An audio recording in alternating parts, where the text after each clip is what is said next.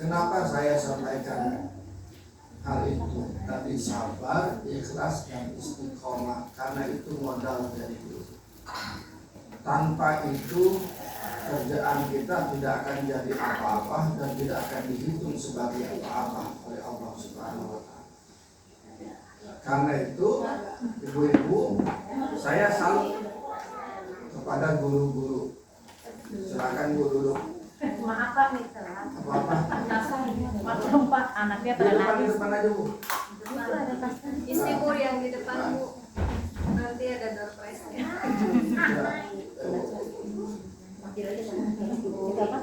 Bilang bayarin, ha?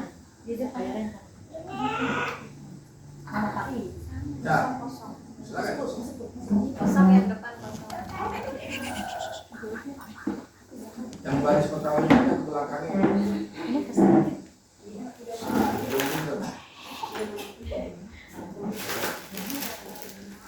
Oke, saya lanjutkan. Kepada semua guru, saya sangat salut dan apresiasi. Kenapa? Karena dari guru itu sudah mengikhlaskan dirinya mendidik anak orang lain. Anak kita bukan, ya kok mau mendidik anak orang lain. Sementara kita juga punya anak yang perlu kita didik. Tapi ibu-ibu memilih untuk mendidik orang lain, anak orang lain, ya di samping mendidik anak sendiri. Ini kan luar biasa. Yang selanjutnya, kenapa guru TK itu menjadi sangat strategis untuk tumbuh kembang anak? Karena guru TK itu adalah ibu pengganti, ibu pengganti, ibu sambung sama siapa? Ibu pengganti ya ibu ya? Bu asuh. Ibu asuh. Asuh mulai asuh. Asuh. Sehat.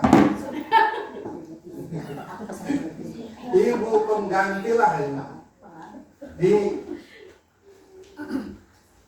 Di luar rumah. Di luar rumah anak. Karena itu anak orang lain.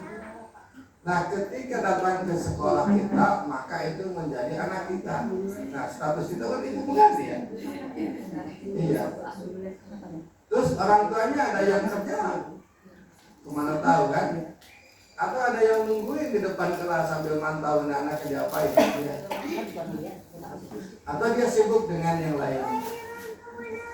Karena itu jadi guru TK itu sangat strategis saya bilang, karena itulah awal mula anak memahami kehidupan,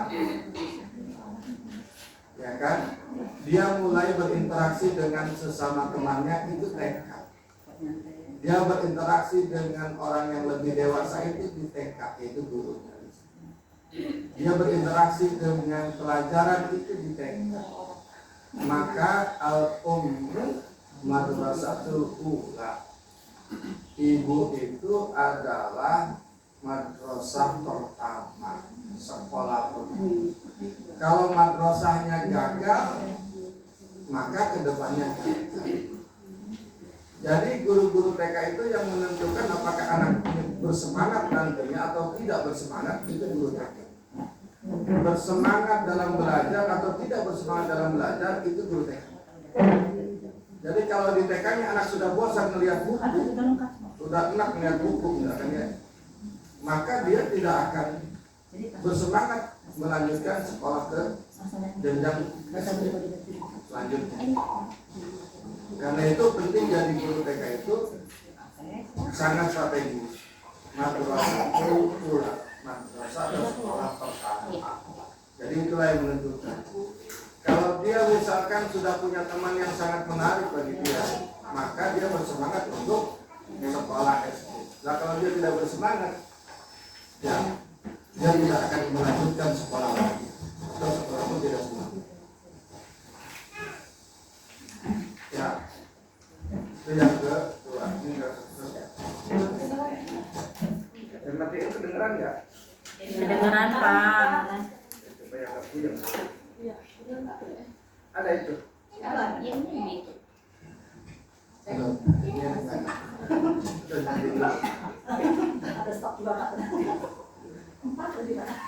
Jadi pesan saya yang kedua yaitu tetaplah menjadi guru TK yang itu sangat diperlukan bagi pertumbuhan tumbuh kembang anak.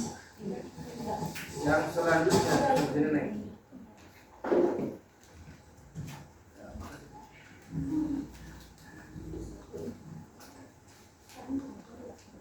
Yang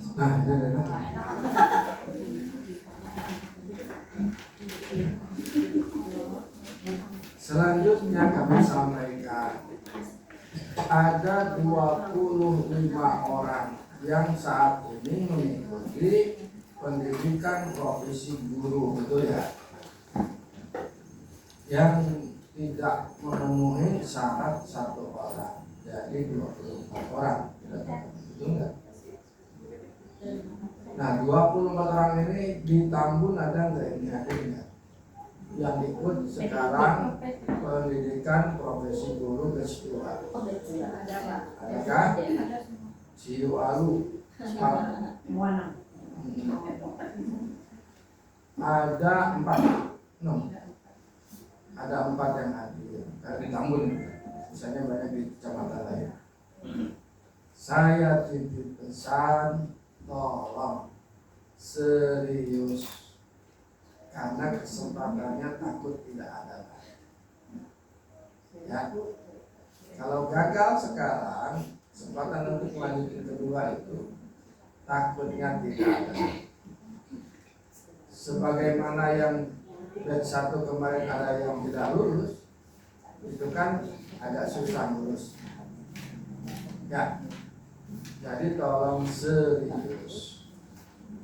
Tugas-tugasnya dikerjakan, pakai laptopnya yang kira-kira cukup benar, mic-nya benar, itunya benar, soundnya, supaya enggak ketinggalan.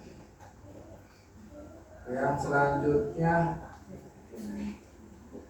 apa namanya ya, berdoa, harus berdoa. Yang PPG itu ya, yang batch 2. Kemudian setelah PPG selesai, ya mudah-mudahan lulus semuanya. Amin. Terus diurus, nanti ada ujian pengetahuan ya aja. Harus lulus ujian. Setelah ujian mudah ada nanti diurus, punya sertifikat pendidik ya, sertifikat guru ya. Sudah punya sertifikat, nanti diurus, nanti punya nama registrasi guru NRG. Setelah itu baru diusulkan untuk mendapatkan tunjangan profesi guru TK. Dan alhamdulillah tahun ini bagi yang bukan PNS ya dan tidak asing, sekarang sudah sebulannya 2 juta. Alhamdulillah. Alhamdulillah. 2 juta buat apa? 2 juta itu buat guru itu, kebutuhan guru-guru itu sendiri. Kemudian yang kedua untuk buat pengembangan diri. Jangan dihabisin semua. Kurang Pak. Jangan dihabisin semua untuk pengembangan diri. Pengembangan diri itu apa? Ya berorganisasi, masuk FKG ngumpul ngeriung sini, ya kan? FKG ngadain kegiatan, ya kegiatannya perlu dana dong. Ini beli ini dari mana? Iya. Dan ini tidak akan saya makan semua. Pasti kan dimakan juga sama teman-teman. Balik lagi ke ibu-ibu. Jadi inilah berorganisasi. Kemudian jangan terlalu jadi orang yang rumit. Dikit-dikit beban, Jangan dianggap beban. Kalau kan toleransi untuk berorganisasi itu mandiri juga. Jangan dianggap asal wajar dan tanggung jawabnya ada. Itu pertanggung jawabannya. Nah, bentuk pertanggung jawabannya apa? Ya ada kegiatan, jangan ngumpulin duit nggak ada kegiatan, harus ada kegiatan. Oke. Tuh. Yang ketiga, saya ada kasus begini, ada guru. Saya tanya, ada ke kantor Kemenag, dia datang daftar haji. Daftar haji itu dapat dari mana? Saya bukan. Kok bisa dari TPG Pak? Saya dapat sertifikasi. Orang dapat sertifikasi dia nggak ambil. Kenapa dia nggak ambil? Dia mengatakan gini, Pak saya ngajar itu udah cukup, alhamdulillah. Saya ngajar udah cukup, alhamdulillah. Kan selama ini anak saya kebiayaan itu saya ngajar walaupun gajinya kecil, memang saya kecil. Tapi alhamdulillah saya daman. Saya pengen haji Pak. Jadi saya semua di TPG itu dibayarkan untuk nabung haji. Tapi nabungnya jangan di rumah, nabungnya daftar dulu, nanti tumpah, banknya ada. Jadi gitu, ini contoh kasus yang bagus. Ya, daftar haji 5 tahun, jadi guru 5 tahun selesai. Setoran haji. Jangan guru TK bicara tentang haji, ya. Tapi tidak pernah tahu Mekah, waduh bahaya itu kasihan. Boleh duduk di depan saja Bu. Ini ada di depan.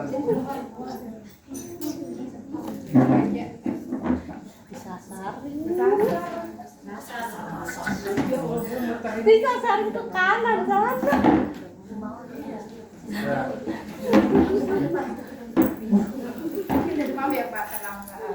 Pasang. Kalau cepat. Nah ya, ini ada 2. Banyak menghindar aja. Ada Bapak mau ambil. Cukup. Ini satu. Masih ada 2. Masih lagi mute. Apa itu mau diatas ini ya Pak? Sana. Udah Pak.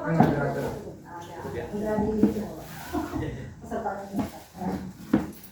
Ya, mohon maaf ya, ibu yang baru datang, mohon maaf saya kedua. Saya mendahului. Saya mohon maaf.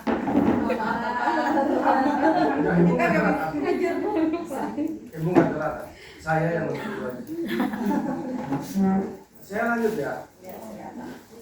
Saya izin ya. Saya 5 menit lagi ya. Ini apa tadi? Oh ya, ada guru yang memang kreatif dia merasa saya sudah cukup ambil Pak. Yang namanya kebutuhan kalau nggak ada habisnya, dicukup-cukupin ya cukup gitu Pak. Kalau nggak cukup ya pasti dikurang-kurangin ya kurang aja. Tapi faktanya kita hari ini alhamdulillah. Coba sekarang saya tanya, ada nggak guru TK yang tidak pernah makan satu hari? Bukan karena puasa, bukan puasa. Ada nggak? Ada. Iya kan ada soalnya ya kan benar jawaban dia itu. Ada soalnya. Jadi kalau dapat misalkan kayak dari TPG, udah pada hari buat lagi. Atau misalkan beli motor baru silakan. Atau mau beli HP baru gaya jangan ya yang kira-kira kebutuhan yang normal saja. Tapi yang lebih bagus adalah kebutuhan untuk satu itu peningkatan pengembangan diri. Yang kedua itu tadi untuk target keagamaan pribadi. Target keagamaan pribadi itu apa? Ya minimal haji lagi, ya kan? Ya, saya kasih tahu aja nih. Ya, ini mah contoh kasus yang bisa dijadikan inspirasi. Saya kira itu saja yang bisa saya sampaikan ya. Karena saya kalau ngomong dengan guru TK pasti lama nanti. Jadi nanti terlalu lama. Saya yang senang tapi ibu nanti muak. Ya. Jadi pesan saya itu yang lagi PPG serius, jangan sampai nggak lulus, karena kalau nggak lulus menyesal dan malu. Ya, kalau nggak lulus menyesal dan malu. Kalau menyesal sendiri, tapi kalau malu mah terus-terusan malu, nggak lulus malu. Ya, saya harapkan itu serius. Kemudian TK ini tolong, saya ingin menambahkan sedikit. Tolong di TK itu dibiasakan cium tangan yang benar. Ya, cium tangan yang benar. Cium tangan yang benar itu dicium tangannya, atau pakai hidung atau pakai bibir. Kalau guru perempuan dengan anak perempuan, ada Ada bunyinya. cantik banget ya anaknya, Bu. Iya dong, pasti itu. Gemes banget Pak, gemes banget. Iya, Bu. Iya. Ya nggak tahu kenapa bisa jadi besan tuh ya. Iya. Itu cium tangan yang benar ya gitu. Yang dibiasain atau apa lagi punya. Itu anak TK awalnya. Kalau awalnya dari sana nanti ke depan sana. Sekarang anak-anak yang SMA itu, saya lihat jalan-jalan gitu. Lanjutan. Cium tangan itu ya saya kali ya. Cium tangan itu adalah bagian dari tradisi yang bagus. Yang dicontohkan oleh Kanjeng Nabi. Cium tangan. Kecuali pria dewasa dan wanita dewasa yang bukan muhrim. Ya, tadi kalau kita mah begitu ya. Sama kita aja ya. Tradisi Sunda gitu atau apa Jawa sama. Gini aja kan. Kalau gini Korea.